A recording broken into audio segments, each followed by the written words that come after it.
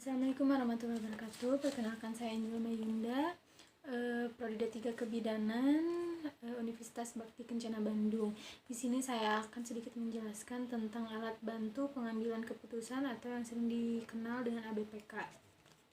Di sini saya akan menjelaskan sedikit tentang alat kontrasepsi alamiah dengan alat.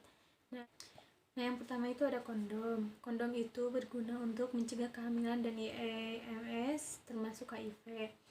Nah, kondom juga sangat efektif bila digunakan setiap kali berhubungan. Nah, ini juga bisa hanya kondom dan atau bersama dengan metode KB lain. Kondom juga mudah didapat dan digunakan, dan untuk penggunaan kondom ini saat berhubungan seksual, pasien harus bicara dengan pasangan terlebih dahulu sebelum menggunakan kondom.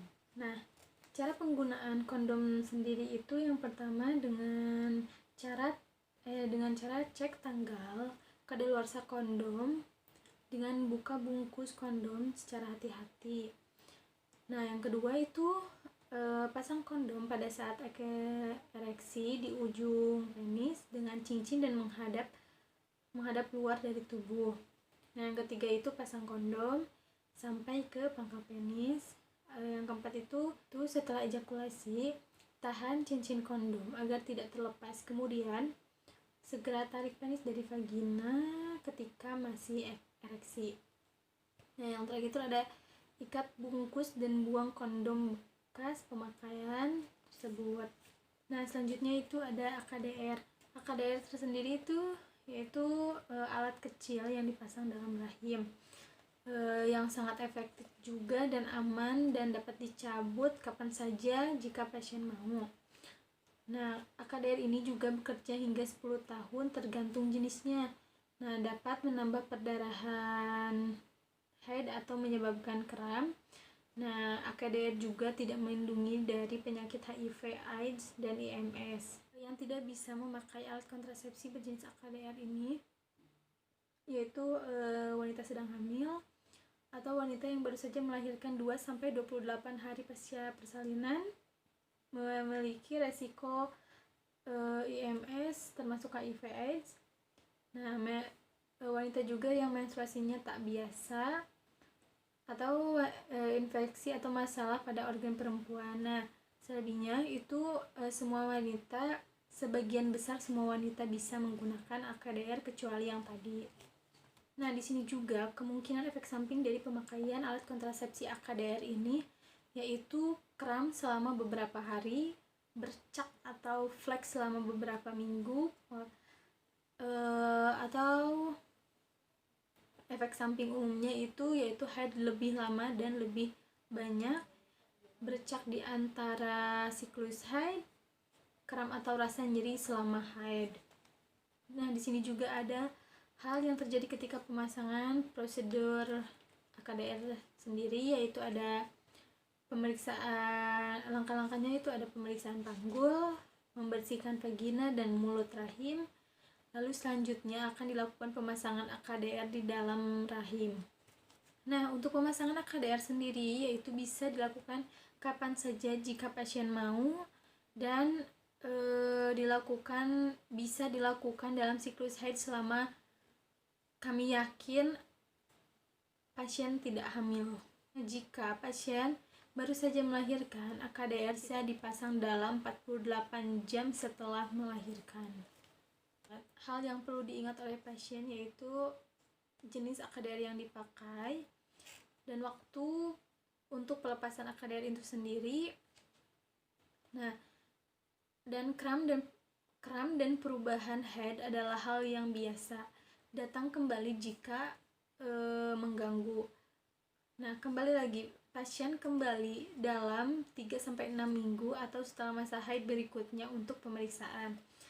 Nah, temui bidan jika pasien merasakan terlambat haid atau pasien merasa hamil, memungkinkan pasien terkena IMS atau HIV, atau benang AKDR berubah panjang atau hilang, atau pasien merasakan sangat nyeri pada bagian bawah perut. Nah, alat kontrasepsi alamiah dengan alat selanjutnya yaitu ada implan. Implan itu sendiri yaitu 1-2 batang kecil yang diletakkan di bawah kulit lengan atas. Di sini. Implan itu efektif selama 3-5 tahun tergantung jenis implan. Mudah untuk berhenti, bisa dikeluarkan kapan saja bila pasien mau. Aman bagi hampir semua perempuan. Implan ini biasanya mempengaruhi siklus haid. Nah, implan juga tidak melindungi HIV/AIDS atau penyakit EMS.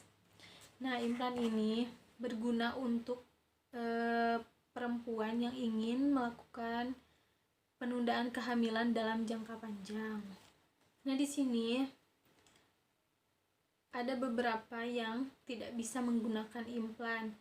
Sama seperti AKDR, sebagian perempuan bisa memakai implan dengan aman, kecuali ibu menyusui kurang dari 6 minggu, atau kemungkinan hamil, atau gangguan kesehatan yang serius, tidak bisa menggunakan alat kontrasepsi implan. Nah, untuk yang menggunakan implan, kemungkinan efek samping yang sangat umum yaitu bercak atau head ringan. Nah, yang secara umumnya yaitu haid tidak teratur. Kemungkinan yang jarangnya itu kemungkinan tidak haid atau sakit kepala, ovarium membesar, pusing, nyeri payudara, gelisah, ataupun mual-mual. Nah, untuk pemasangan dan pencabutan implan yaitu pemasangan implan biasanya selama 5-10 menit. Nah, untuk pencabutannya hanya sekitar 15 menit. Suntikan menghentikan rasa sakit.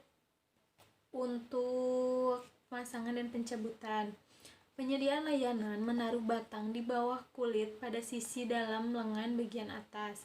Batang tersebut harus dilepas setelah 3-5 tahun, tergantung pada jenis implan tersebut. Penyedia layanan memasang perban pada luka di kulit dan menutup lengan tanpa jahitan. Pasien bisa memulai kapan saja implan selama tenaga kesehatan yakin bahwa pasien tidak mengalami kehamilan. Hal yang perlu diingat oleh pasien yaitu batang implan harus dicabut setelah 3-5 tahun. Efek samping umum terjadi, tapi tidak berbahaya.